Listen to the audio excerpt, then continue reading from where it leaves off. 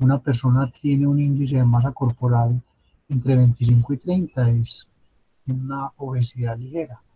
30 y 35, que tiene una obesidad tipo 1, y entonces ya empiezan a llamarla de distintas maneras, y si usted está, bueno, una persona está por encima de 35, ya empieza a tener una obesidad que amerita un tratamiento médico fuerte. Y si usted ya está por encima de 40, tiene una obesidad que se llama obesidad mórbida. Pero esos números varían, o sea, no todos los médicos tienen los mismos cortes para formar esos grupos. Mm, pero digamos, el IMC no es una medida inflexible. El IMC, para los que hacen, los deportistas que hacen pesas, los halterofilia, no funciona de la misma manera que para la gente común y corriente. Entonces, no es, es un problema que adolecen casi todos los índices que tienen necesidad de ser adaptados. Hay un índice que nosotros manejamos todo el tiempo, es la velocidad. La velocidad es ¿qué? Es un índice que en el numerador aparece espacio y en el denominador un tiempo. Tenemos otros índices que son mucho más complicados y no sabe uno muy bien cómo los construye, a no ser que uno se meta con documentos técnicos. El IPC, el índice de precio al consumidor, que los elabora el DANE, y que en todos los países del mundo se construyen IPCs con metodologías que vienen desarrolladas por las Naciones Unidas. Y esos índices son importantes. Entonces nosotros podemos también, en, con nuestros datos, pensar en la elaboración de índices que son medidas de resumen. Los que han visto análisis multivariable saben que una forma muy ingenua de construir índices a través del uso de componentes principales. Entonces, hay formas que son justificadas y hay otras formas que son, digamos, menos justificadas, como el uso de componentes principales, y que en muchas ocasiones resultan índices con muy buenas interpretaciones. Una proporción, que es otra razón que es importante, es simplemente la relación que hay con una parte con un todo de referencia. Entonces, si yo tengo, digamos, una familia de 7 componentes, y en esos 7 componentes tenemos el papá y la mamá, ¿qué proporción son el papá y la mamá con respecto al tamaño de la familia? Entonces, esta proporción es un número que nos está dando una idea más o menos eh, clara de cuál es la relación entre un subconjunto y el conjunto de referencia. O el total, por ejemplo, ya cuando nosotros hablamos en estadística, hablamos con respecto, digamos, a un espacio muestral. Entonces hablamos de proporciones y nos convierte también en probabilidad. Bueno, en R hay muchas funciones y hay muchas librerías o paquetes que hacen trabajo para datos categóricos. Hay unas funciones básicas, simplemente las presento aquí como para que las tengamos ahí en el bolsillo, y si algún día las necesitan para hacer parte de sus trabajos, entonces los hacen, digamos, en la categorización o en la discretización o categorización de variables continuas. Nosotros podemos utilizar la función cat. Esa función nos corta, digamos, nos permite a nosotros eh, dividir. un grupo de valores o una variable continua en grupos. Entonces nosotros le decimos cuántos grupos queremos y él nos entrega el número de grupo. Entonces aquí tenemos la edad. Digamos, estos son datos ahí ficticios. 22, 31, 37, 23 hasta 18. Y decimos, queremos formar tres grupos. Entonces le damos breaks igual 3 y él nos dice, bueno, el primer sujeto se va para el grupo 1, el segundo sujeto se va para el grupo 2, el tercer sujeto se va para el grupo 3 y nos entrega cuáles son los niveles, ¿cierto? Entonces el primero va desde 17.76 hasta 25.92, de 25.92 a 34.08 y 34.08 hasta el valor mayor. Estas funciones son muy útiles, pues uno no niega que son, son poderosas para bajarle la complejidad a una variable continua, pero ya lo habíamos discutido la vez pasada, que esa categorización o descripción de variables continuas genera muchos problemas y discusiones entre los usuarios o los investigadores o los clientes.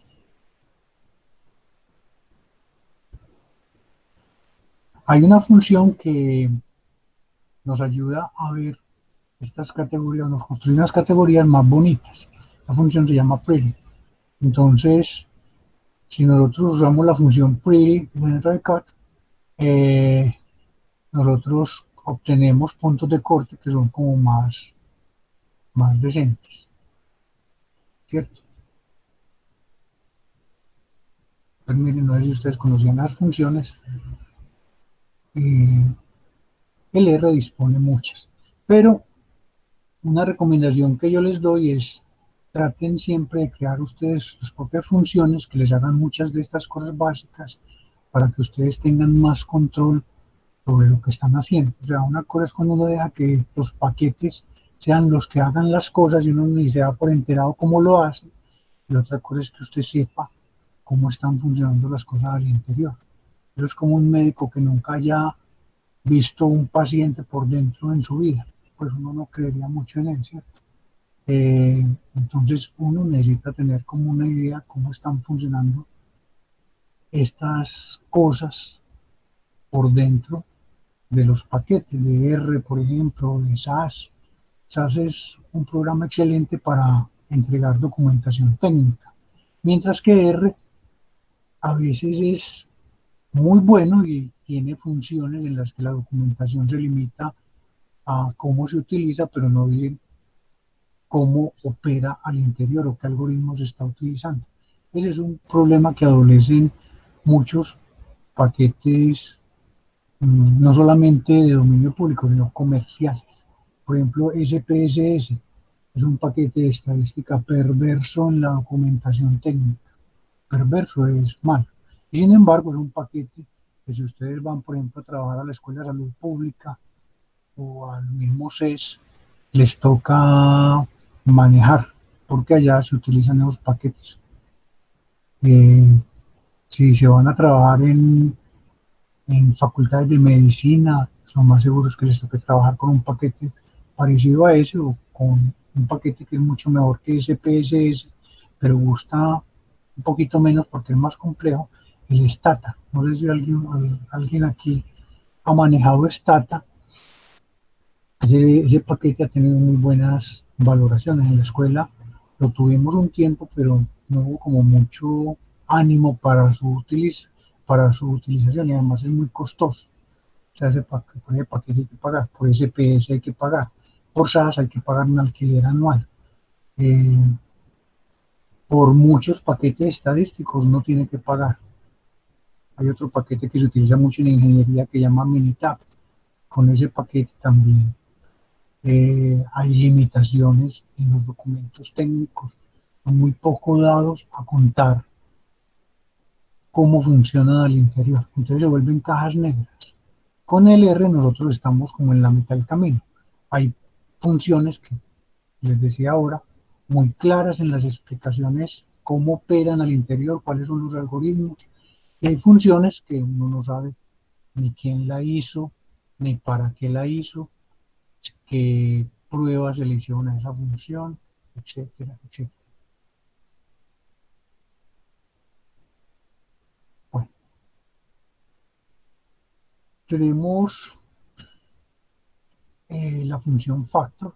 La función factor tiene una ventaja técnica a nivel de manejo de memoria en el computador, pero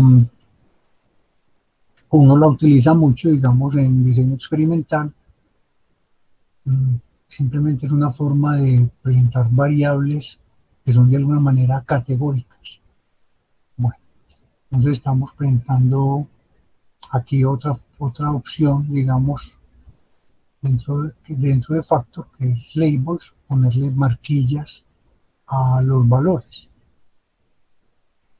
Y nosotros la vamos a cruzar con la variable edad que teníamos anteriormente. Entonces aquí nos aparece una tabla 3 por 2. Tenemos tres niveles de la variable edad por dos niveles de la variable género.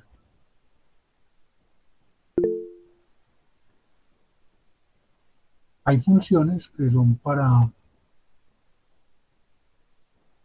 hacer cosas de estilo, digamos, con las tablas de contingencia, con names nos permite a nosotros ponerle nombres a filas y columnas. Muchas veces uno ve esas tablas presentadas como salen así en forma cruda del R y uno dice, diablos, y eso el uno que está representando, ese dos entre corchetes que está representando, tanto en filas como en columnas.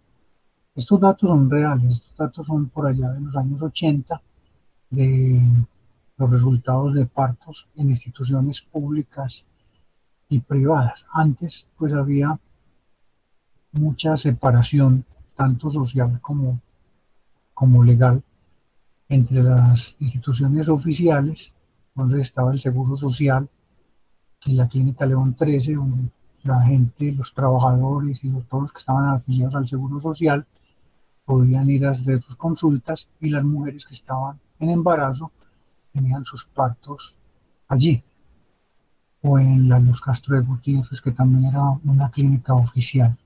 Mientras que en las privadas, entonces, habían ciertas clínicas privadas, la Clínica Medellín, la Clínica del Prado, y habían muchos mitos urbanos con respecto, digamos, entre las mujeres que estaban a punto de dar a luz y decían que en las instituciones oficiales había una posibilidad muy grande que el niño naciera muerto, que los médicos en las instituciones oficiales eran muy despectivos, que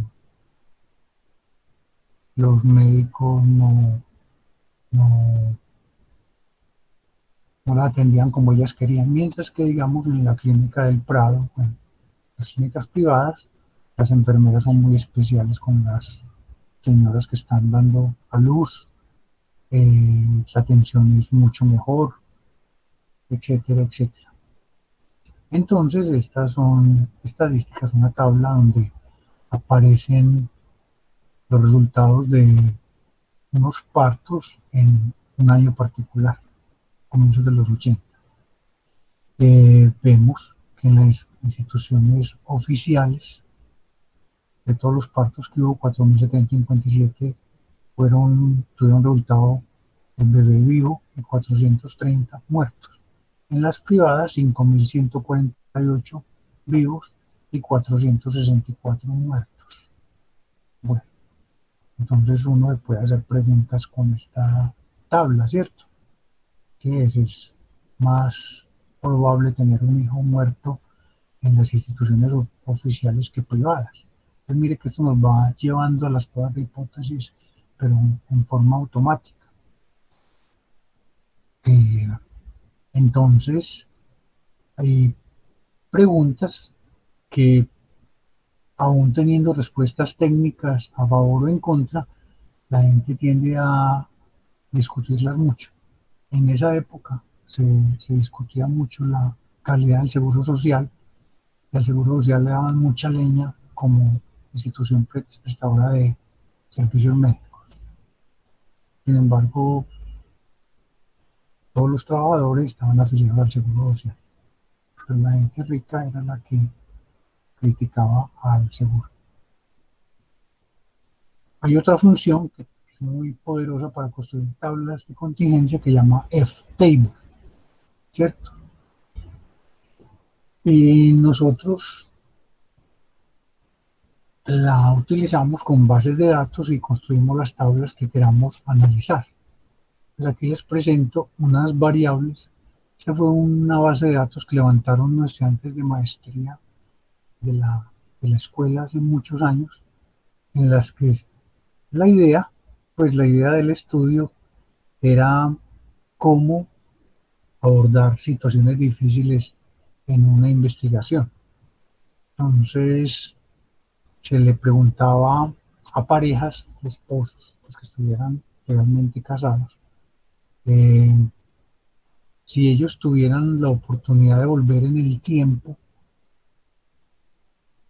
antes de casarse, se volverían a casar con la misma persona con la que estaban casadas en ese momento que les hizo la encuesta.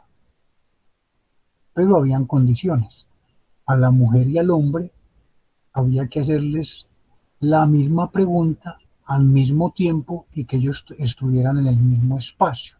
Entonces, ¿cómo atacar eso? Eh,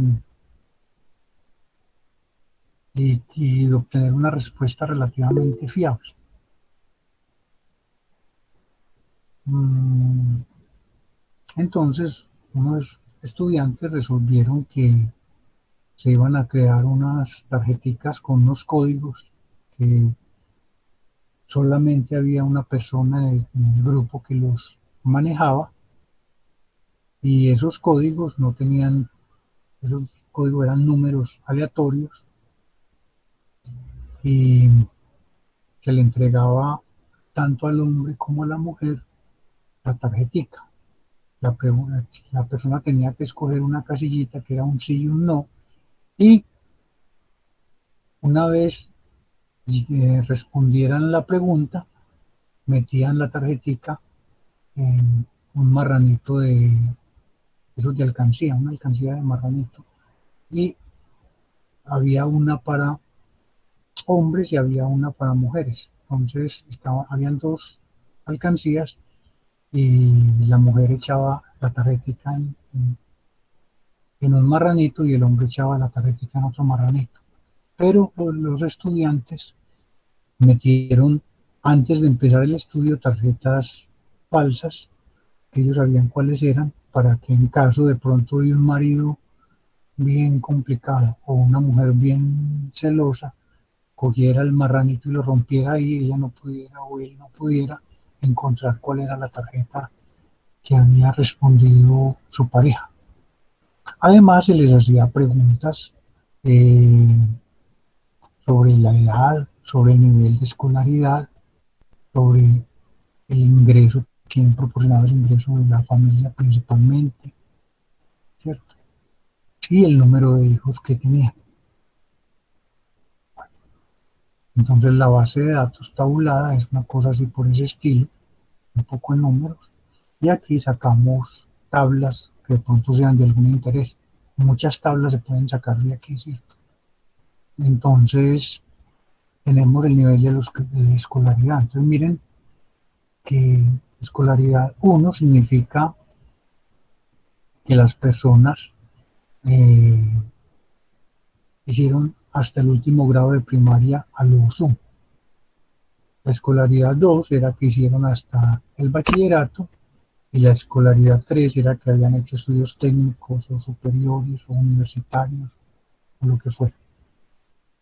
Entonces, nosotros vemos en la tabla así en forma descriptiva que las personas tienden a casarse con personas más o menos de su mismo nivel educativo. En la diagonal principal está, digamos, la mayoría de las parejas, ¿cierto? Y Cuando uno ve estas tablas tiene que empezar a pensar por qué, digamos, las conformaciones que están dando ahí y empezar a especular. O sea, la especulación hace parte de los análisis previos y posteriores a la modelación de tablas. Entonces, cuando se está haciendo un análisis descriptivo, usted tiene que no es simplemente vea el porcentaje de personas que están casadas, que tienen nivel, hombres que tienen nivel 1 en escolaridad, como mujeres que tienen nivel 1 de escolaridad, son 17 con respecto a la suma de todas esas, sino que uno empieza a mirar y a pensar, bueno, yo veo en la diagonal principal esto, ¿cierto? Entonces, pensemos que también hay una variable edad por allá metida. ¿Qué personas ahora son las que tienen más posibilidad de no haber terminado los estudios primarios o haberlos terminado a lo sumo? Las personas que son muy viejas, ¿cierto? Usualmente son personas muy mayores. Y esas personas muy mayores, los hombres, encontraban hombres con estudios muy básicos, tenían a su alrededor mujeres también con estudios muy básicos. Hace 60, 70 años no era raro encontrar personas que no hubieran terminado la primaria. Lo mismo pasa con el bachillerato, que son grupos de personas que no terminaron su bachillerato y que también pueden ser muy adultas. Las personas que tienen estudios superiores, entonces ya son más fáciles de encontrar en la población. Pero pasa también otra cosa, que la gente que está, digamos, en la universidad tiende a emparejarse con personas de su mismo entorno social, o sea, su mismo entorno académico. Un chico conoce a una chica aquí en la universidad, se emparejan y después de cierto tiempo pueden terminar casados. O sea, es un lugar muy fácil donde encontrar pareja. O sea, una persona que esté estudiando aquí en la universidad no se va a ir, por ejemplo, a la minorista a buscar su pareja, a no ser que trabaje allá, pues digamos, tiempo completo. Lo más seguro es que su pareja resulte ser otro profesional y de pronto hasta de la misma universidad. Entonces hay razones por las cuales estas tablas tienen configuraciones de este estilo. Pero uno, digamos, puede discutir estas interpretaciones con sociólogos, con personas que estén involucradas en este tipo de tópicos y ver si esas explicaciones que uno da tienen sentido o no tienen sentido. Pero estos son los análisis que se hacen a las tablas, no es coger y sacar porcentajes, pues eso lo hace el computador. Si usted va como consultor o como empleado de una empresa a entregar cosas que son obvias, lo más seguro es que lo pongan por debajo del nivel de un secretario, pues eso lo hace una persona que maneja, que tiene que aportar en los análisis ideas, hacer especulaciones que enriquezcan el entendimiento de los datos. Aquí hay otra tabla, ¿cierto? Que ya tiene 4 variables. Entonces miren cómo construimos nosotros esta tabla. Con la función ftable decimos en la base parejas vamos a utilizar las variables 5, la 10, la 3 y la 8. Entonces tenemos los nombres que le habíamos puesto: casarse hombre, casarse mujer, escolaridad hombre, escolaridad mujer.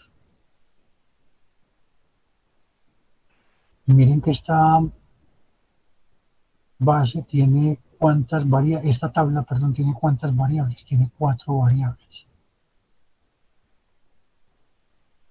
Y uno puede hacerse muchas preguntas. ¿Será que la probabilidad de no querer casarse para el hombre depende de la escolaridad? ¿Será que la asociación que hay entre casarse hombre y casarse mujeres depende de la misma escolaridad? Entonces aquí nos empiezan a aparecer como variables que pueden ser dependientes y variables que pueden ser de control o explicativas. Entonces la escolaridad hombre y escolaridad mujer pueden ser para el hecho de desear volverse a casar con la misma persona que están casados, eh, asociaciones, entonces de ahí serían variables eh, independientes. Pero yo pudiera también estar interesado en ver si hay una asociación entre la escolaridad del hombre y la escolaridad de la mujer. Y también puedo meter el nivel etario, ¿cierto? Las personas jóvenes, los adultos mayores y los adultos y los viejos. Ver si las tendencias han cambiado con la edad o no. Esas bases de datos son, permiten hacer muchas preguntas. Y esas preguntas, cuando uno trata de resolverlas, es cuando tiene que meterse en el pantano a ver cómo las hace. Entonces hay muchas tablas que pueden salir de la misma base de datos. Y mire que no es una o son dos tablas, sino que son muchas tablas las que se pueden construir y cada tabla necesita sus análisis y esto tiene un problema y es que los análisis se pueden ir para infinito, ¿cierto? Entonces cuando hay objetivos en una investigación muy claros, uno sabe que no se puede desenfocar de esos objetivos. Cuando los objetivos son muy perdidos, uno le construye al investigador principal tablas de estas y ellos son felices viendo tablas y uno dice, ¿y esta gente para dónde irá? Y muchas veces no tienen idea y viendo estas tablas se les ocurren ideas y ahí salen resultados de investigación. Pero en las investigaciones cuando son muy desorganizadas, que no hay objetivos claros, uno tiende a producir mucho material que se va para la basura. O sea, que los análisis terminan siendo tiempo perdido.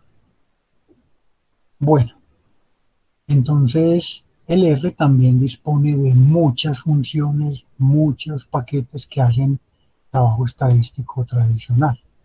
Las pruebas binomiales, recuerden, para nosotros queremos probar si una proporción es igual a un valor determinado, o si es diferente de ese valor, o si es mayor, o si es menor.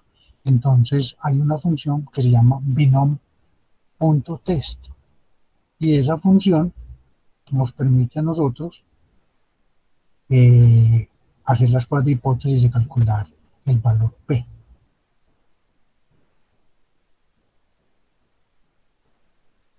Bueno, enseguida vemos problemas con estas funciones. Estas funciones, lo que les digo yo a ustedes, muchas no tienen información técnica de cómo están haciendo pruebas de hipótesis. Para la proporción, hay varias formas de hacer pruebas de hipótesis.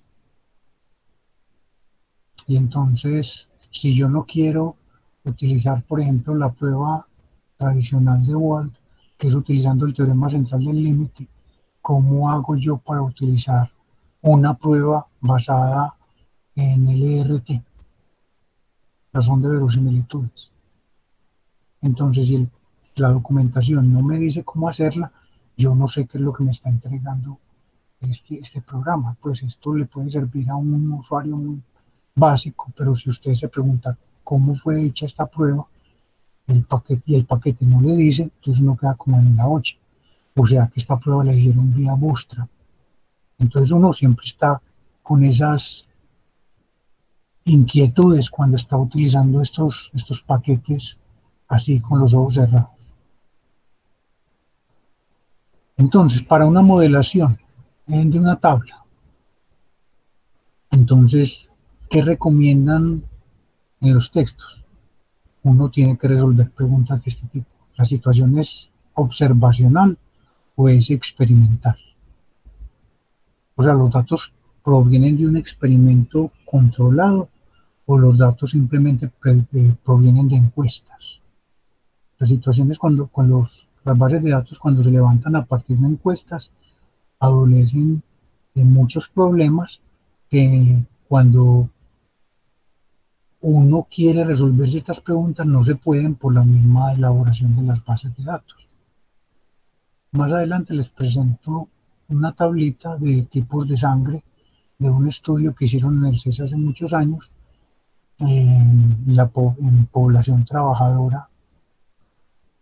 Y entonces están los tipos de sangre y aparecen unos desbalances fuertes en los tipos de sangre. Hay tipos de sangre que son muy comunes y hay otros que son mucho menos comunes.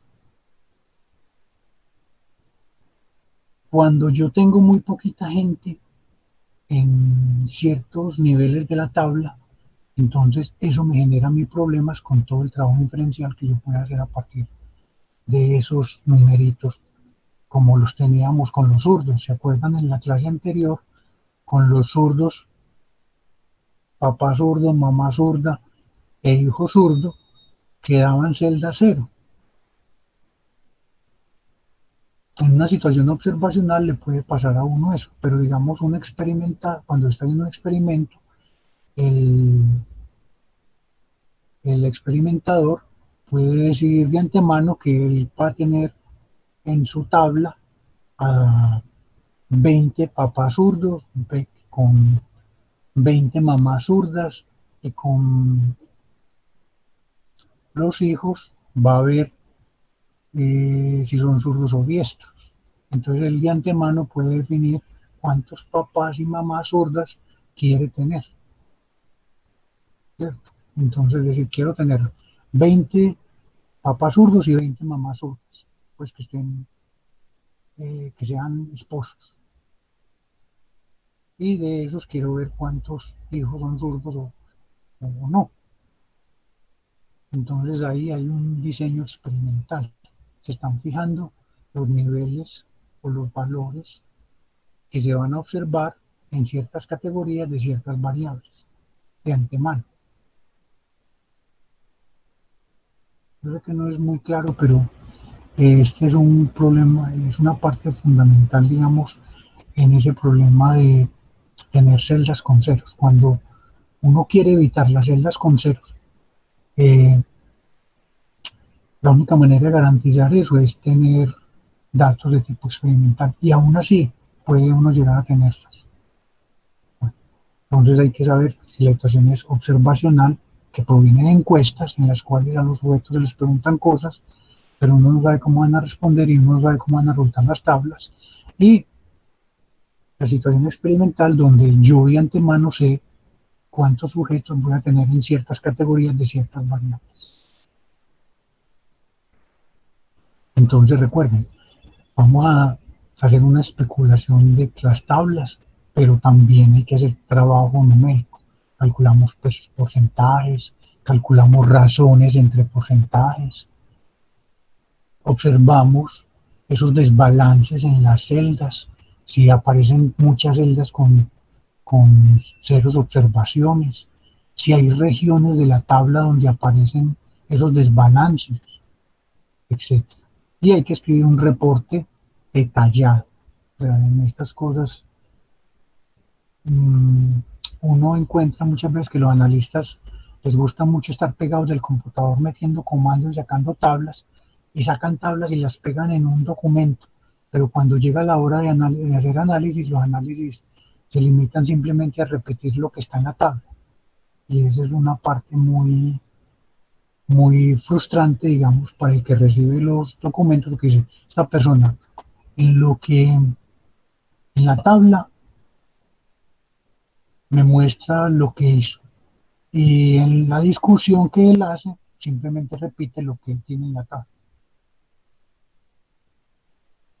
Yo recuerdo haber visto una vez un documento de la Secretaría de Tránsito, cuando llamaba así, eh, que era como de 200 páginas. Era un análisis sobre la accidentalidad en Medellín, que fue ayudado a elaborar por la gente de Minas. Y eran gráficos con problemas técnicos muy grandes porque eran tablas, eran gráficos de barras. Y las barras las habían unido con unas cosas que en matemáticas se llaman splines. Los que han visto análisis numérico saben de qué estoy hablando. Eh, y En las explicaciones de las tablas simplemente se repetía, vea, la tabla tal muestra tal número, esa tabla muestra tal otro número, la tabla tal, y eso en porcentaje es esto, en porcentaje es esto, en porcentaje es esto. Decía, se gastaron un poco de plata para entregar un informe de esta calidad tan pobre. Pero el jefe allá se sentía satisfecho con ese informe y lo mandó publicar como libro y lo repartió y lo regaló entre todas las secretarías del municipio. Determine cuáles variables son respuesta y cuáles son los factores. Recuerden, los factores son las variables que fueron controladas. Pues, por ejemplo, si el investigador quiso en su estudio tener 200 hombres y 200 mujeres, y de esos 200 hombres, 100 fueran jóvenes y 100 fueran adultos, y de esas mujeres 100 fueran jóvenes y 100 fueran adultos, y como respuesta fuera, digamos, si le gusta una marca de galletas o le gusta la otra marca de galletas. Entonces, en este caso tendríamos dos variables controladas o factores y una variable respuesta, que es la variable que no se controla y que es la que se observa, el, cuál es la galleta que le gusta. Bueno,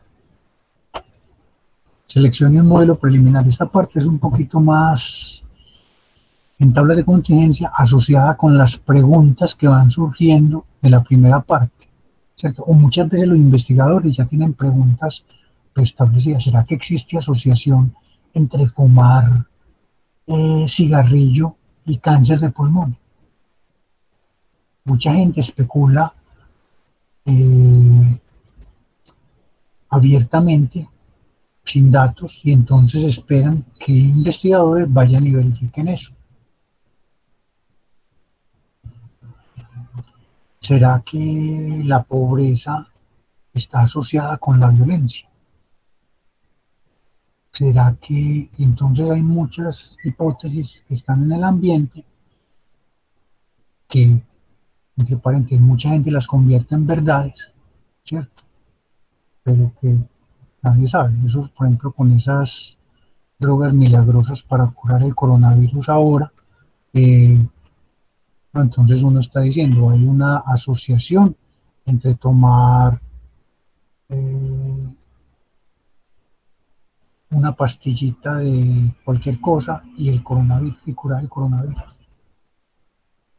Miren que eso de tanto repetirlo en las redes sociales se vuelven verdades, pero simplemente son hipótesis. Ya después de esto viene la estimación del modelo o la realización de las pruebas de hipótesis. Uno aquí refina lo que está haciendo el modelo, se evalúan los resultados que se obtienen a partir de eso y se escribe un reporte definitivo. O sea, básicamente es así como uno opera en estos tipos de trabajos. Y ya ahí nos vamos a meter con tema de clase. Entonces vamos primero que todo a ver tablas unidimensionales.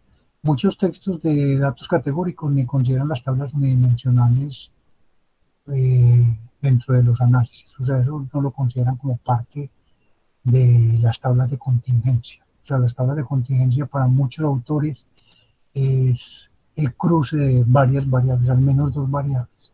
Entonces no aparecen con frecuencia en textos. Esto.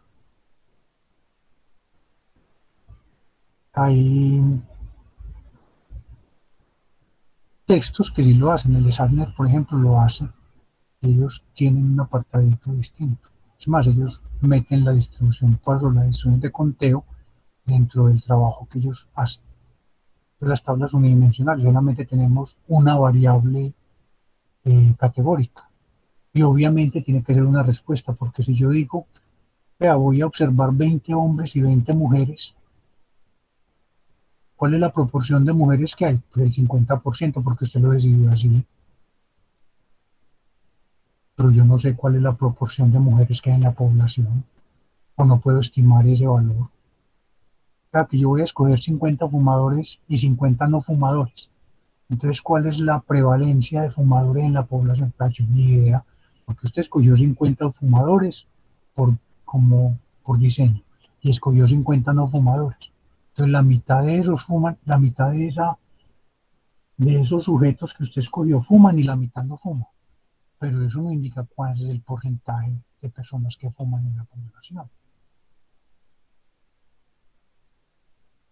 Entonces, las tablas unidimensionales necesariamente tienen que tener una variable que sea una respuesta. Y para las tablas unidimensionales, nosotros aquí manejamos solamente dos modelos, el binomial y el multinomial. Entonces, el modelo binomial es cuando tenemos una tabla con dos categorías. Sí, no, bueno, malo, éxito, fracaso, esto, pero son dos categorías. Exhaustivas y excluyentes. Exhaustivas es que nadie en la población puede estar por fuera de una de esas dos categorías. Y eso nos cubre toda la población. Es exhaustivo, ¿cierto? Y excluyente es que si usted está en la categoría de sí, no puede estar en la categoría de no. O sea, aquí este modelo no acepta los tibios.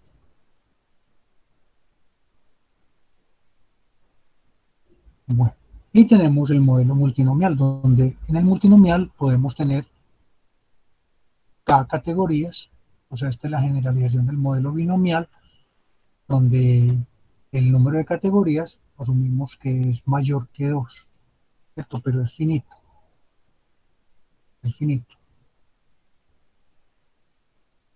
Entonces, ¿usted es hincha de qué equipo de fútbol?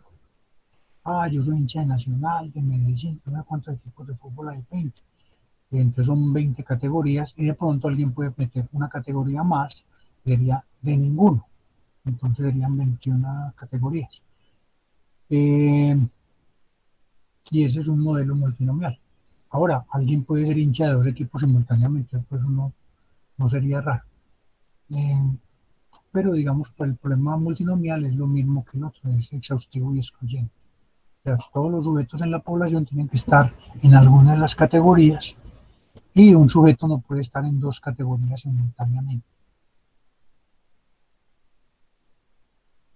Y ya vienen cosas con la distribución binomial. Me imagino que ustedes en sus cursos de inferencia vieron formas de estimar la proporción pi, ¿cierto?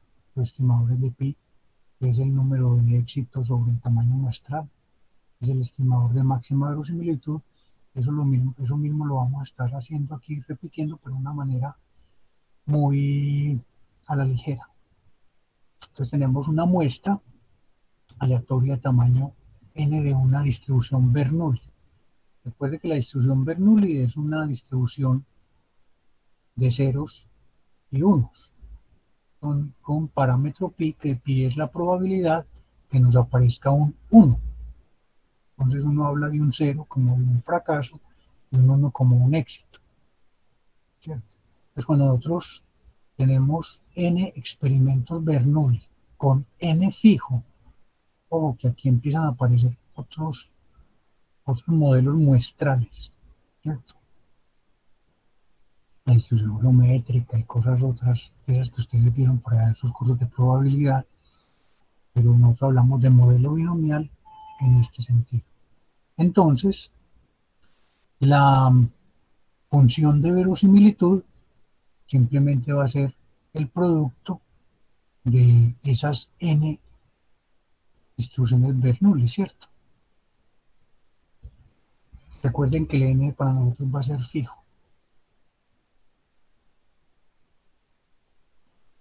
Entonces, esto es la función de verosimilitud. Recuerden de su curso de inferencias que la función de verosimilitud es un invento de Fisher, ¿cierto? Y esta función de verosimilitud lo que nos está es una función del parámetro y nos dice qué tan verosímil es que esa muestra que se tiene haya venido de una Bernoulli con un parámetro pi particular. Entonces usted hace un recorrido sobre los diferentes pis en el espacio parametral y usted escoge como estimador el que le maximice esta función. Esta función tiene una ventaja que es matemáticamente tratable, ¿cierto? Entonces, los estimadores de máxima verosimilitud en muchas ocasiones, pues en ocasiones no, en la familia, en la clase exponencial de distribuciones, se puede encontrar de una manera relativamente simple y es, se toma el logaritmo, entonces eso nos linealiza la función, tomamos derivadas, igualamos a cero y resolvemos y ya tenemos el estimador de máxima verosimilitud. Cuando no se puede derivar, la derivada no es cerrada, entonces nosotros podemos utilizar métodos numéricos para hallar el estimador. Pero este método es muy poderoso y además Fisher era un matemático muy bueno, probó que bajo ciertas propiedades, bajo ciertas condiciones, el estimador de máxima verosimilitud es asintóticamente normal, ¿cierto? Con una media y unas varianzas dadas. La media de este es un estimador asintóticamente insesgado y la varianza está asociada con la matriz de información de Fisher que se llama. Entonces ese trabajo teórico que hizo Fisher es muy importante y a nosotros nos resuelve el problema de encontrar estimadores fácilmente. Entonces uno cuando escucha estimadores de máxima verosimilitud ya sabe más o menos cómo se construyen, cómo se calculan y cuáles son las propiedades asintóticas.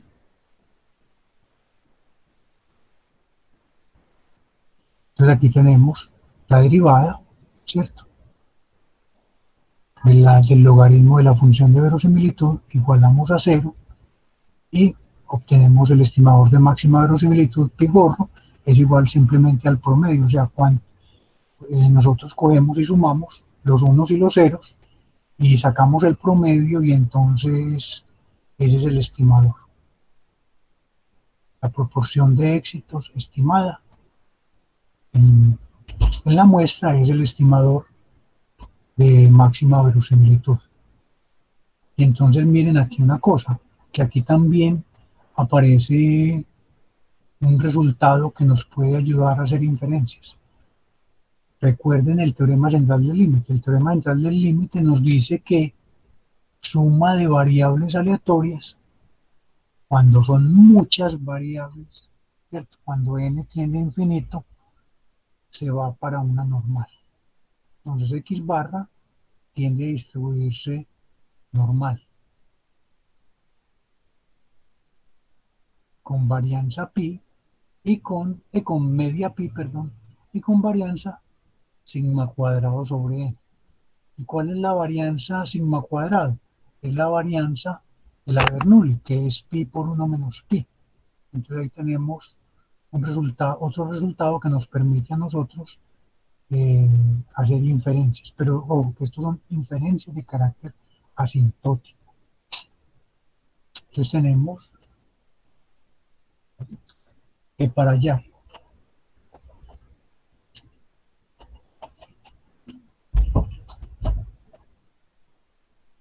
la matriz de información de Fisher o la que nos permite encontrar es el inverso de la matriz de varianzas y covarianzas. El estimador, nosotros sacamos la segunda derivada del logaritmo de la función de verosimilitud. Y entonces la varianza asintótica es el valor, el inverso del valor esperado de esa función. Y es muy fácil de calcular y termina por un ejercicio de cálculo que ustedes lo ven al final, es pi por 1 menos pi sobre n. O sea, coincide con el mismo, con el mismo valor de el teorema dental del límite. Y las pruebas de hipótesis con respecto a pi. Nosotros podemos utilizar el teorema dental del límite para construir el estadístico de prueba como si fuera una variable aleatoria normal y hacer la prueba de hipótesis utilizando la z. O podemos utilizar la razón de verosimilitud, ¿cierto? La prueba que construye una de las pruebas LRT. No sé si ustedes se acuerdan en su curso de inferencia estadística, las pruebas de razón de verosimilitud. Entonces tenemos la verosimilitud en el espacio restringido omega pequeño, miren en la parte donde dice RP, ese L de omega pequeño sobre L de omega mayúscula. Esa es una razón de verosimilitudes. Una es bajo la hipótesis nula y otra es sin ninguna restricción. Entonces uno se vuelve muy coloquial hablando de esto, entonces uno dice el espacio restricto o el espacio restringido es omega pequeño y el espacio irrestricto es omega mayúscula.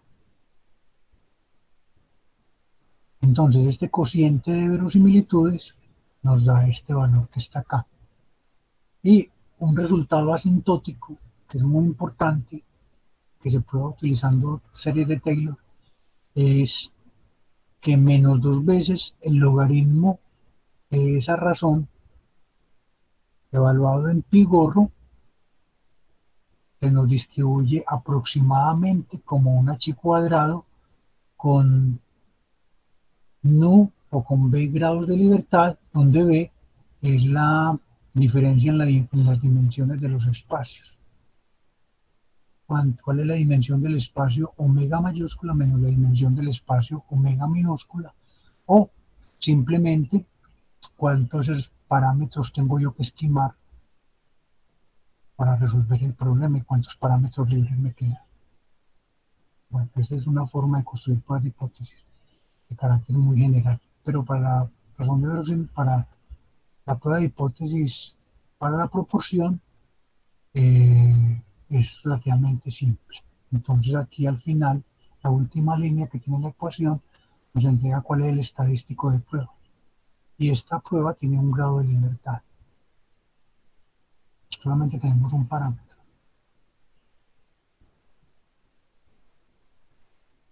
Y otro trabajo estadístico que se hace normalmente, uno es la estimación puntual, el otro es la prueba de hipótesis, y ya vienen los intervalos de confianza.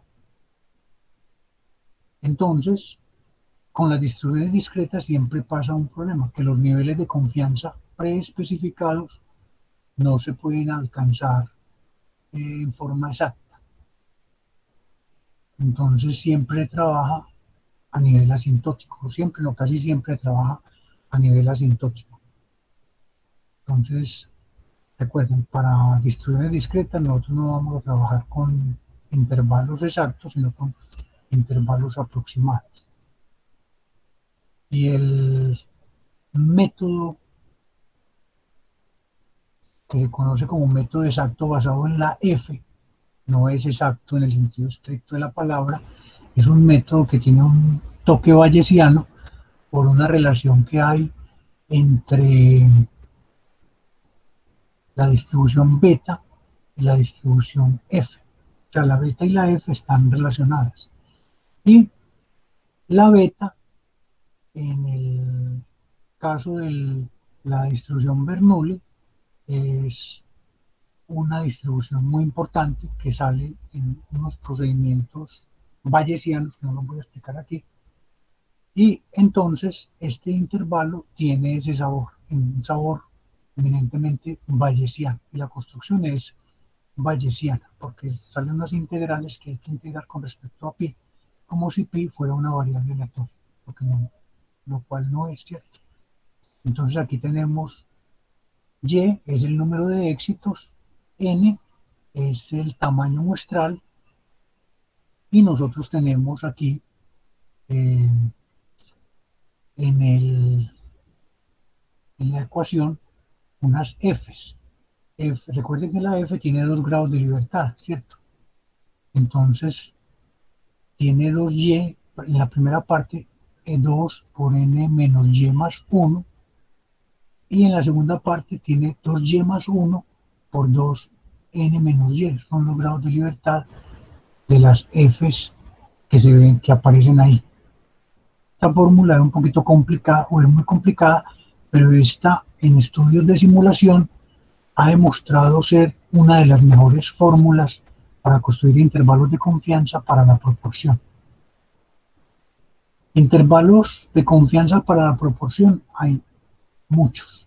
Hay un artículo de hace algunos años en la revista portuguesa de estadística, que se llama RevStat, donde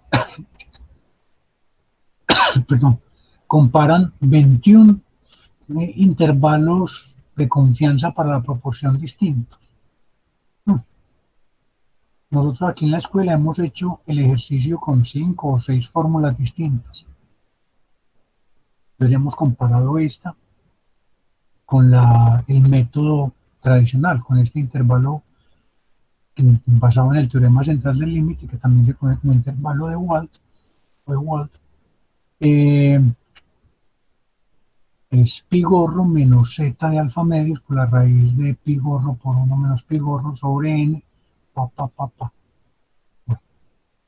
Y en algunos textos aparece un factor de corrección que es corrección por continuidad. Esos factores de corrección tienen muchas versiones, no solamente puede ser por 1 sobre 2 n, sino una función de n, y son populares. O sea, uno de los intervalos más populares que aparece en la literatura es el que está arriba, ¿cierto? Que es no sé si ustedes lo vieron en su curso de inferencia estadística, pero este intervalo, si uno le pudiera poner una X y tacharlo, lo tacharía uno inmediatamente, porque usualmente en los estudios que se hacen se muestra que este es uno de los intervalos más deficientes, más malos. Sin embargo, es el más popular.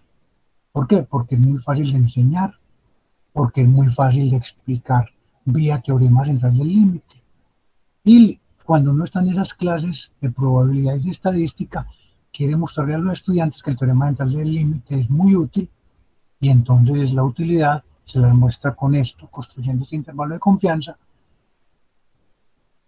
que resulta que es muy malo. Grave. Este intervalo de confianza que aparece a continuación en la página 22 es hallado también con vía teorema central del límite, pero utilizando una aproximación cuadrática. Este intervalo también es muy popular y es mejor que el intervalo anterior, pero no es mejor que el intervalo basado en la F. Entonces, todas estas propuestas que aparecen en los libros de estadística normales no son necesariamente las mejores.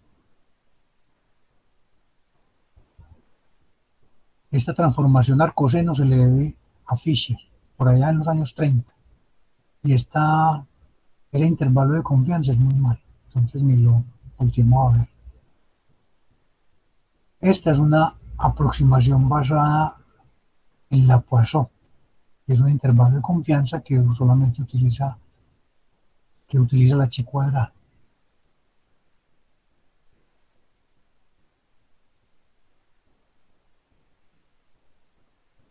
Entonces, este intervalo de confianza es una curiosidad técnica, pero no es un intervalo muy bueno. Miren que hay un problema que nos surge aquí. ¿Qué pasa cuando nosotros en una muestra de tamaño n no tenemos éxitos? O sea, tenemos 0 éxitos.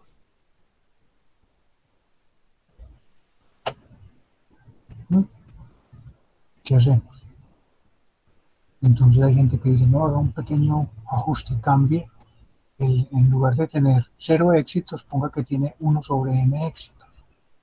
Entonces esas correcciones aparecen mucho en la literatura, sin embargo, cada solución tiene sus problemas. Y en el texto de Carl Frisch de Estadística Básica, que es un texto muy bueno, lo mismo que el de Powhatan, ellos presentan estadística, hacen el curso de estadística vía verosimilitud, construyen intervalos de confianza utilizando la razón de verosimilitud.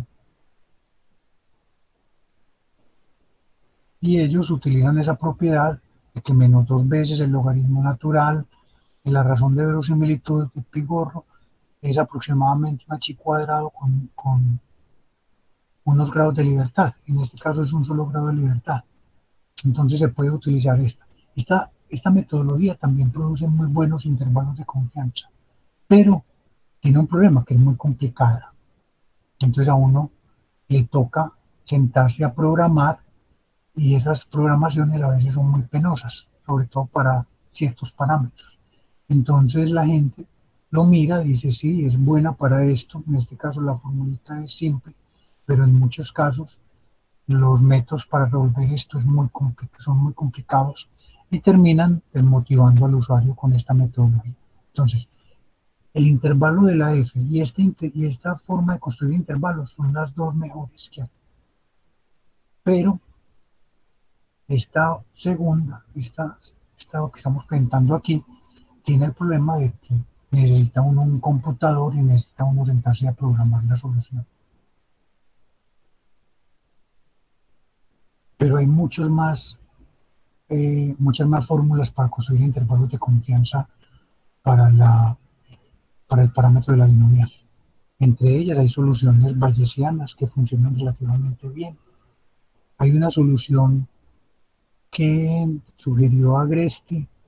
Agresti propuso sumar a la muestra, sumarle dos éxitos y dos fracasos y construir el intervalo de confianza con esa muestra ampliada.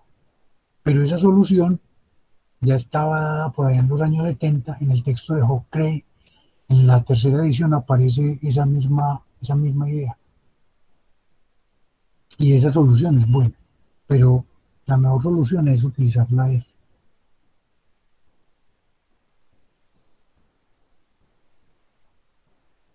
Entonces, como un ejemplo, mire aquí tenemos la tabla que vimos en la primera clase de los zurdos y los diestros. En, esa, en esas prácticas de esa maestra de la normal de Copacabana, que ella me entregó sus datos, recuerden, entonces tenían 136 zurdos y 340 niños diestros.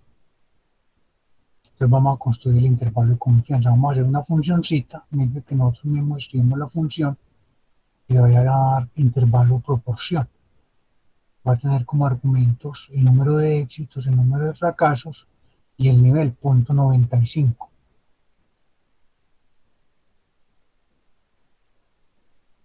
Entonces calculamos el alfa. El alfa es 1 menos nivel, ¿cierto? Tenemos y, los éxitos. N va a ser la suma de éxitos más fracasos. El límite inferior, entonces aplicamos esa fórmula horrible que habíamos visto allá en la F.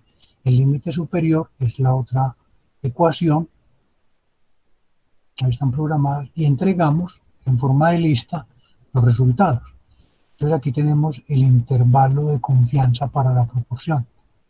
Mire que yo aquí pude haber entregado también el estimado puntual. Entonces el límite inferior nos dio 0.24 y el límite superior nos dio 0.32. Entonces, según los datos de esta profe, ¿cierto? Una institución debería tener casi un 27-28% de las sillas para zurdos, el 28%. Por ejemplo, en la Universidad Nacional y en la Universidad de Antioquia se compran un 10% de sillas para zurdos porque se asume, o ellos en estudios que han mirado, dicen que es el 10% de la población la que es zurda. Pero con estos datos de esta profe nos dan unos números un poquito distintos. Entonces, ¿en quién creer? Entonces, la solución es por recoger mucha más información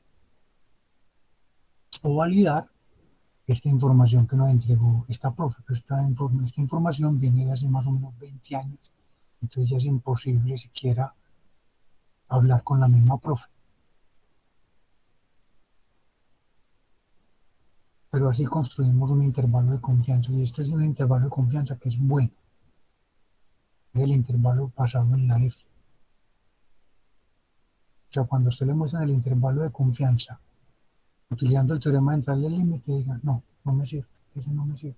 Construyame un intervalo bueno, que yo sepa que, que lo han validado y que es bueno, la F. Ahora, ¿qué significa que un intervalo de confianza sea bueno? O sea, mejor que otro.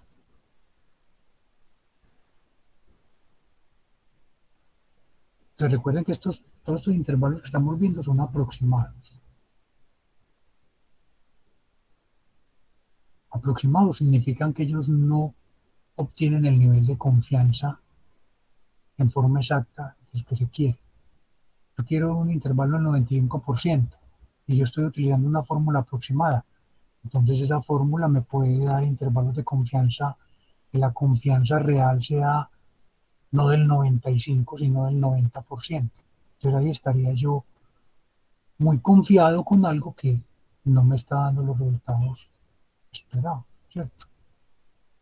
O puede que la fórmula me dé intervalos de confianza del 98%. Entonces en ese caso hay intervalos muy buenos, ¿cierto?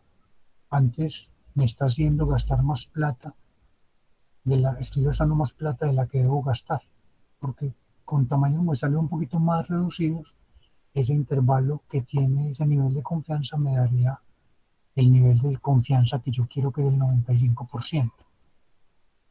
Pero ¿cómo saber eso? No, eso no se puede saber de la fórmula directamente. Ahora, otra consideración para saber si un intervalo de confianza es bueno o no es la longitud del intervalo. Yo quiero tener intervalos que tengan longitudes pequeñas, ¿cierto? Entonces, entre dos fórmulas que me producen un intervalo de confianza para un parámetro, yo prefiero la fórmula que me proporcione intervalos más chiquitos, pero que el nivel de confianza sea igual o superior al que yo quiero. Y esas cosas son muy difíciles de balancear. Hay otros criterios que otros investigadores han propuesto, que hablan de intervalos sesgados, que hablan de otras propiedades de los intervalos que nosotros no vemos aquí. Para nosotros lo más importante es longitud del intervalo y nivel de confianza real. Entonces aquí nosotros hablamos de un nivel de confianza nominal, que es el nivel de confianza que yo deseo, es el mínimo, ¿cierto? El nivel de confianza real es el número de veces que esa fórmula cubra el verdadero parámetro en una situación donde se construyan muchos intervalos de confianza con el mismo tamaño muestral. Entonces, balancear esas dos cosas es muy difícil, no es fácil. Entonces, uno espera que alguien se dedique a hacer estudios de simulación para comparar resultados y que al final entregue las conclusiones y que me digan cuál es el mejor intervalo de confianza. Entonces, en estos estudios que se han hecho, se ha mostrado que la F es un muy buen método, que otros intervalos de confianza funcionan bien en condiciones muy específicas y, y cosas raras.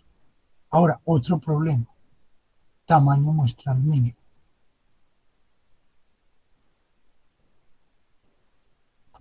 ¿Cuáles son los tamaños muestrales mínimos? Entonces, en los libros de estadística ya muy viejos aparecía el 30 como la solución mágica al tamaño muestral. Eso depende. ¿Y saben de qué depende? Dependen de cuál es la verdadera proporción en la población. Si el PIB es muy chiquitico, muy chiquitico, entonces mi tamaño muestral tiene que ser muy grande.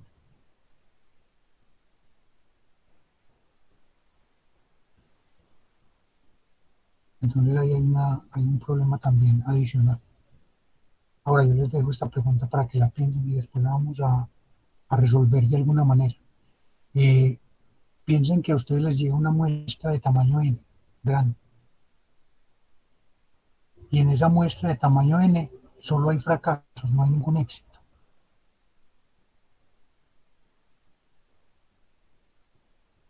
¿Cómo construyen un intervalo de confianza para pi?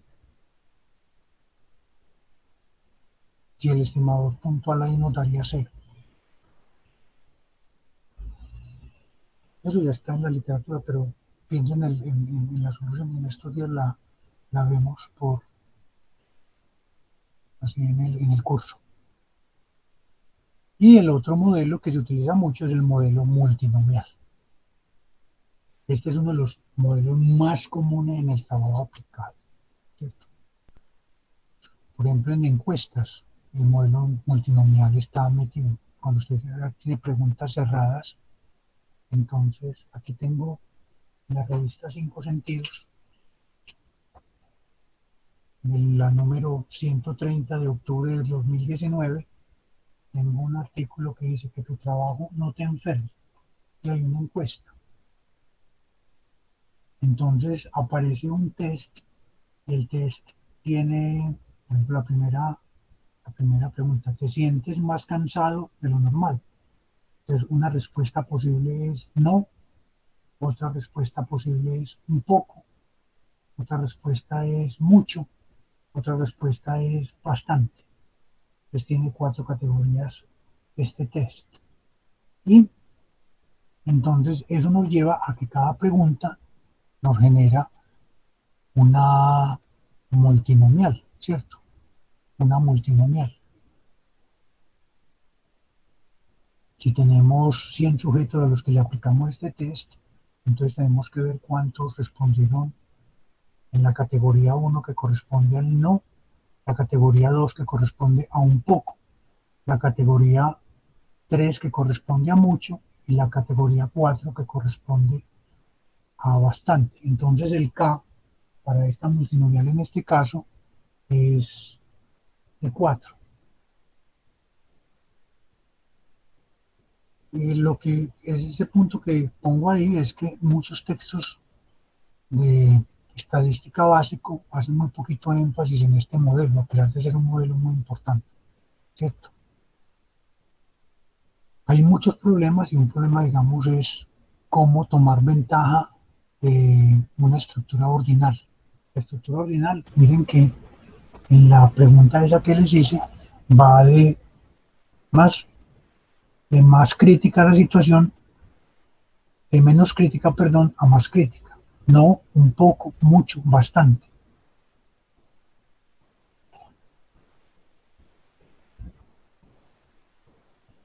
¿Cómo construir modelos? Modelos para la multinomial, entonces eso se trabaja muy poco. Entonces uno puede hacer un trabajo inferencial relativamente bueno si sabe uno cómo tomar ventaja de estas condiciones. Entonces el modelo multinomial. Nosotros tenemos una muestra de tamaño n, con n fijo, de Bernoullis generalizadas, digámoslo así. O sea, que es una Bernoulli generalizada. Cuando usted contesta esta encuesta, que es la que le estoy hablando, sobre cansancio laboral, y entonces me responde la pregunta 1, usted solamente puede escoger una de las 4 respuestas. Entonces yo tendría su vectorcito de respuesta, sería un 1 en la respuesta que usted escogió y un 0 en todas las otras respuestas. Si usted escogió que no se siente cansado, entonces tendría 1 en la respuesta no, tendría 0 en la respuesta un poco, tendría 0 en mucho y tendría 0 en bastante. Si una persona escogió mucho, entonces tendría un 0 en no, un 0 en un poco, 1 en mucho y 0 en bastante. Entonces, digamos, en encuestas, usted escoge solamente una categoría y las otras categorías se asumen que son ceros. Entonces, la suma de estos vectores me va a generar a mí mi información multivariable. multivariable multinomial. Entonces, cada categoría tiene su proporción de éxitos en la población. ¿Cuántas personas responden que no a la pregunta? ¿Cuántas personas responden? ¿Qué proporción de personas responden un poco? ¿Qué proporción de personas responden que mucho? Si tuviéramos, por ejemplo, los equipos de fútbol, entonces yo le pregunto a usted, ¿es hincha de qué equipo? Ah, que yo soy hincha del Millonarios. Bueno, entonces todos los otros equipos llevan un valor de cero, Millonarios lleva un valor de uno y listo. Otro sujeto puede ser hincha del América, entonces tendría un uno en el América y cero en los otros equipos. Ya, entonces yo tengo n vectores, cuando yo sumo esos n vectores voy a obtener un vectorcito que me va a decir cuántos hinchas de esos n son hinchas del primer equipo, cuántos son del segundo equipo, cuántos son del décimo equipo. Y en la población, en toda la población de hinchas, qué proporción hay de hinchas del primer equipo, qué proporción hay de hinchas del segundo equipo, qué proporción hay de hinchas del décimo equipo.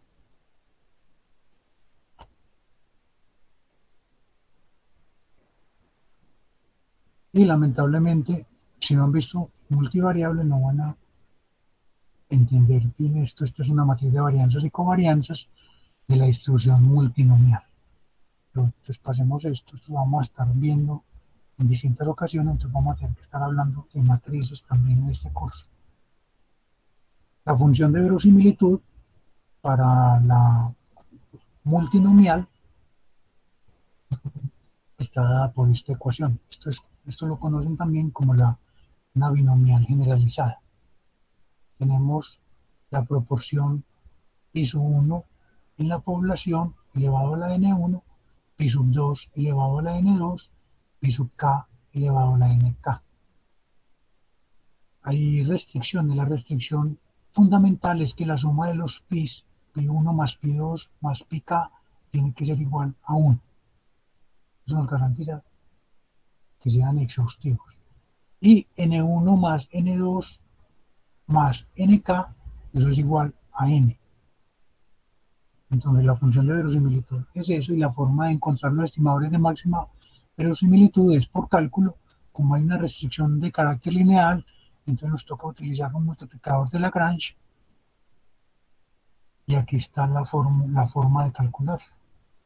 La última ecuación da razón de la restricción lineal, ¿cierto? En la página 32 resolvemos ese sistema de ecuaciones y encontramos al final de todo que el estimador de máxima verosimilitud para la categoría I es el número de observaciones que tengamos en la categoría I dividido por el tamaño de la muestra, que eso es un estimador lógico, obvio.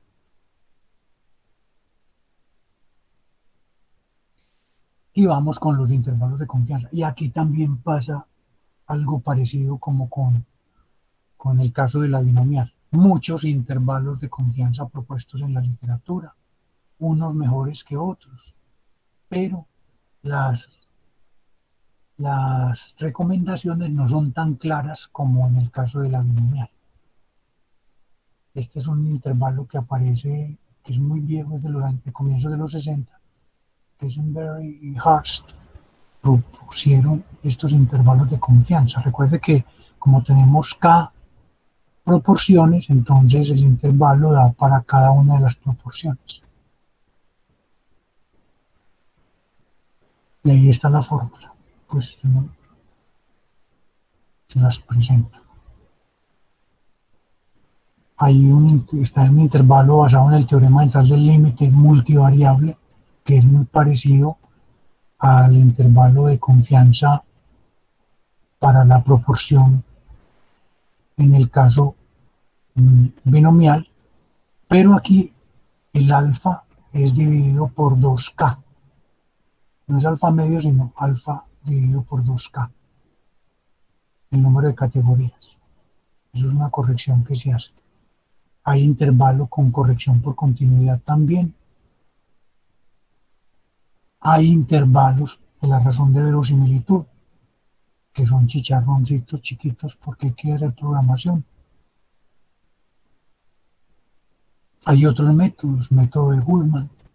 Este señor Goodman, Leo Goodman, fue muy importante en tablas de contingencia. En los comienzos de los años 60, él era profesor en la Universidad de Chicago, en el departamento de sociología, y estaba adscrito también al departamento de estadística. Entonces él fue uno de los precursores de la cuantificación en el área social en Estados Unidos y es muy reconocido. Entonces, este es el intervalo de confianza que él propone. El método exacto basado en la F, que esto es una adaptación del método exacto de la F en el caso binomial. Y coincidencialmente este método es bastante bueno en la multinomial. Entonces uno podría también utilizarlo. Si ustedes en su curso de inferencia vieron lo que era el bootstrap, entonces también se pueden construir intervalos bootstrap aquí. Y esos intervalos bootstrap también funcionan bastante bien. Recuerden que el bootstrap es una metodología de remuestreo. Entonces esta metodología la vamos a estar desarrollando en el curso.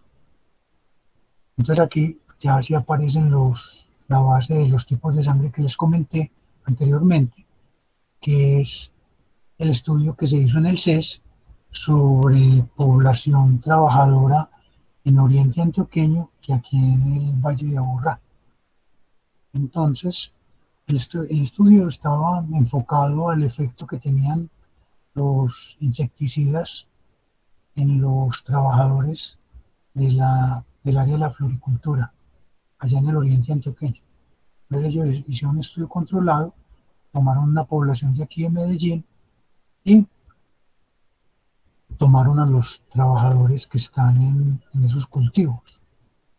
Eh, a nivel de crítica, los trabajadores que tomaron aquí en Medellín están en un ambiente que no está expuesto, digamos, a esos insecticidas, pero están expuestos a la contaminación del aire, ¿cierto? Entonces uno puede tener algún efecto ahí eh, que no ve, efecto de confusión generado por la contaminación del aire en Medellín.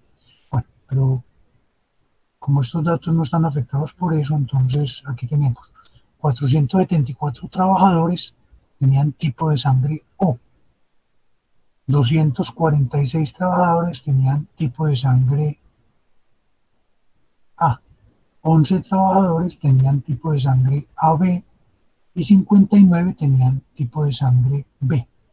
Pues la proporción, el 60% de esos trabajadores son tipo de sangre O, que más o menos coincide con lo que se ha visto en la población. El 31% tienen tipo de sangre A, el 1% tienen tipo de sangre AB y el 7% tienen tipo de sangre B. Entonces aquí les presento tres intervalos de confianza para esas proporciones. Entonces el basado en el teorema central del límite. Para el tipo de sangre O va entre el 55% y el 64%. El de Pesenberry y Hurst entre el 53% y el 65%. Y el basado en el bootstrap tiene entre el 55% y el 64%. El tipo de sangre A, el intervalo de confianza. Esos son intervalos de confianza simultáneos. O sea, todos esos intervalos que están bajo el TCL, la, espera uno que garanticen el 95%, ¿cierto? De confianza. El nivel nominal. Entonces vamos para el tipo de sangre A y vemos cómo las distintas fórmulas producen intervalos distintos. Para el AB también, para el B. Entonces ahí están los intervalos de confianza. En la práctica uno tiene que irse con un solo intervalo de confianza. Entonces la pregunta es, ¿cuál escoger? Las recomendaciones aquí son extremadamente difíciles. hay intervalos muy deficientes como los basados en el teorema de Taylor, pero digamos los intervalos vía bootstrap son buenos. Los intervalos basados en la razón de verosimilitudes son muy buenos. Los intervalos aproximados de la F también son decentes.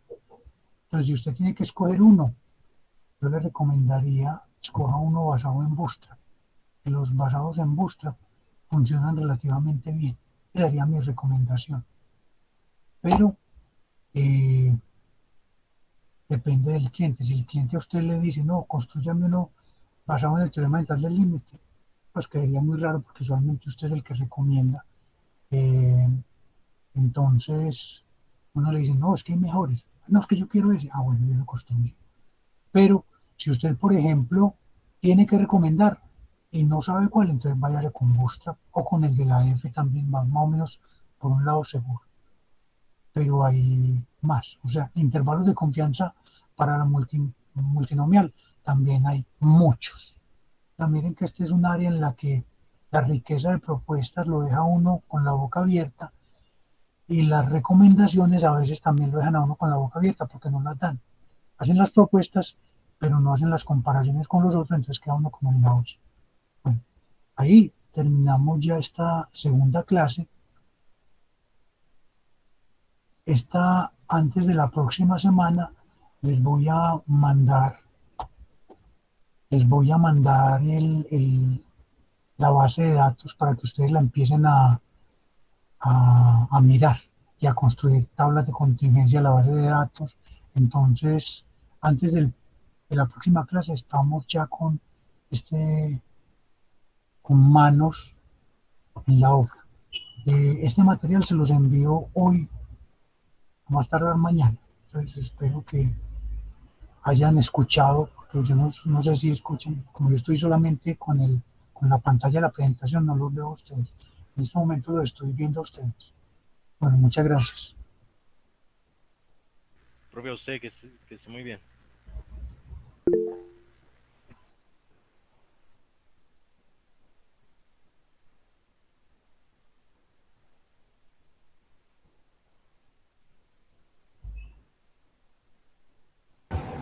Hasta luego, profe, gracias.